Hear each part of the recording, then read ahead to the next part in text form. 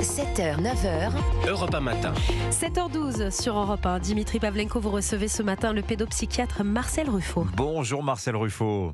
Oui, bonjour. Bienvenue sur Europe 1. Comment venir à bout du fléau du harcèlement à l'école ? Le ministre de l'Éducation, Gabriel Attal, et la Première ministre prennent le taureau par les cornes en cette rentrée.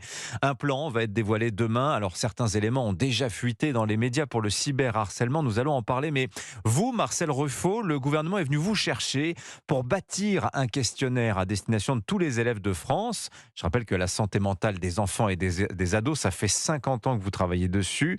Alors Marcel Ruffo, ce questionnaire, pourquoi faire ? Est-ce qu'on va vaincre le harcèlement avec ? Et quel genre de questions on va poser aux enfants ? Alors en fait, c'est Laurent Bayon, le conseiller de M. Attal, qui a animé une réunion avec le ministre le jeudi 19, réunion à laquelle participaient Éric de Barbieux, Catherine Montréal et Nicole Cateline et moi-même, sur la proposition de cette grille qui a été mise en place par le ministère pour vraiment savoir ce dont on parle, quoi. On dit qu'il y a 1 million d'enfants harcelés en France, ce qui est colossal, quoi. C'est vraiment une épidémie. Et donc, il faut savoir ce dont il retourne pour savoir quoi faire. Et donc, cette grille qui va être diffusée à l'ensemble des élèves primaires, collèges et lycées devrait, début 2024, nous donner une idée de quoi faire et quoi faire pourquoi. C'est-à-dire que le but, c'est de savoir précisément combien d'enfants harcelés, quel genre de harcèlement, comment les enfants réagissent. C'est ce genre de choses que vous allez essayer de faire émerger. Exactement. Avec un questionnaire qui sera rempli par les enfants. Alors c'est donc il y a des questions comme questions multiples, par exemple, est-ce que on s'est moqué de ta couleur de cheveux, et donc l'enfant coche 0, non, 1, oui, de temps en temps, souvent 2, 3, très souvent, tous les jours 4, et donc à la suite de ça, il y a un score qui est établi et sur lequel on peut ensuite réfléchir. Mais comment vous êtes sûr, comment vous vous assurez, Marcel Ruffo, de la fiabilité des réponses ? Parce qu'on sait que le déni, la minimisation ou l'affabulation, ça joue à plein sur ces questions de harcèlement. Sûr. Il y a, surtout, on peut imaginer que les harcelés ne répondront pas, quoi, par exemple, à cause de la honte que ressent le petit garçon ou la fille, quoi. Et donc, mais n'empêche qu'on aura une vision générale. Comme dans toutes les études épidémiologiques, c'est pas le détail qui compte, c'est pas la personne, c'est la masse, quoi. Oui. Hein, c'est la différence entre la sociologie, par exemple, et la pédopsie, hein, où nous on travaille cas par cas. Et alors, il y a aussi dans le futur de la lutte contre ce harcèlement des choses plus qui vont venir après peut-être, mais ça dépendra de la vie de M. Gabriel Attal et de la Première ministre. Mais par exemple, c'est comment aider la victime, quoi. Comment aider la victime rapidement. Et là, c'est peut-être une des difficultés actuelles de la pédopsychiatrie, des délais de consultation. Alors, il y a bien sûr aussi des psychologues qui peuvent intervenir parfaitement à ce niveau, mais peut-être qu'il faut créer des structures d'urgence, des places réservées pour que les victimes soient vite reçues dans les 15 jours, quoi, après un signalement, surtout dans les cas graves, avec un risque de passage à l'acte, hein, dans les cas extrêmes de ces horreurs qui arrivent parfois. Alors et deuxièmement... Ça c'est le traitement, j'ai envie de vous dire, Marcel Ruffo, c'est le traitement du harcèlement. Et puis il y a les questions de prévention. On a vu Gabriel Attal aller au Danemark chercher l'inspiration là-bas.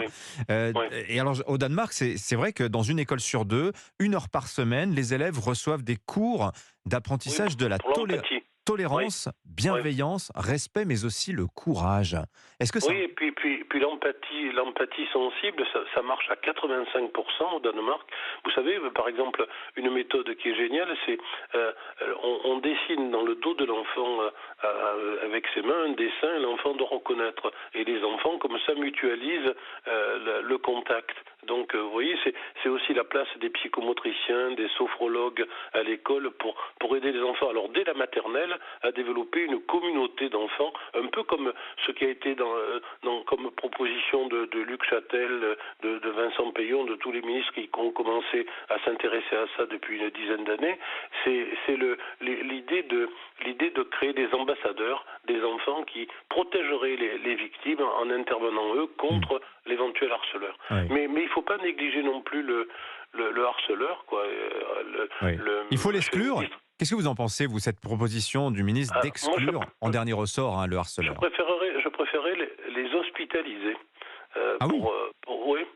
Je préférerais ne pas les changer de collège, mais les mettre dans un établissement de santé pour réfléchir à pourquoi ils sont comme ça et pour peut-être... Le harcèlement est une maladie. Vous sous-entendez que le harceleur est malade. Le harceleur est souvent lui-même mal, quoi. Bien sûr, on va d'abord prioriser le soutien à la victime. Il ne s'agit pas de mettre en avant d'abord tous les moyens pour le harceleur, mais expliquer pourquoi le harceleur harcèle peut aider la victime, quoi. La victime peut comprendre ainsi pourquoi elle a été victime. Est-ce qu'il faut confisquer les téléphones? Il y a cette idée aussi d'une majorité numérique avant 15 ans, pas de téléphone.